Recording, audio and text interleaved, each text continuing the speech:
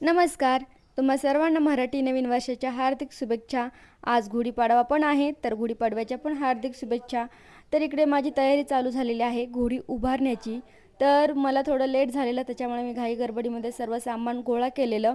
इकडे राया आणि पप्पांना मिळून घोडी उभा केलेली. आम्ही झेंडा आणि घोडी असे दोन्ही पण उभारले होते, कारण की इकडे गावाकडे काही जण फक्त झेंडा उभारत होते तर काही फक्त घोडी. आमच्या घरात पण दोन मताचे माणसं आहेत, त्याच्यामुळे आम्ही दोन्ही पण उभारले. आम्ही महाराजांना पण मानतो. घोडी पण खूप आम्ही जसं आम्हाला कळते तेव्हापासून ते उभारतात, तर ते पण आम्ही उभारलेली आहे. इकडं प्रसाद वगैरे सर्व दाखवून पूजा वगैरे केली मी मस्त, आणि साडी वगैरे घातलेली. आणि कशी दिसते हे कमेंट करून नक्की सांगा. इकडे लगेच माझी रांगोळीची पण तयारी झालेली, आणि घोडी उभारल्याच्या नंतर मी रांगोळी काढली, कारण अगोदर काय मला टाईम भेटला नाही. वरती गेले, मस्त अशा रील्स आणि फोटो काढले, ते इंस्टाग्रामवरती मी टाकलेले आहेत. थँक्यू.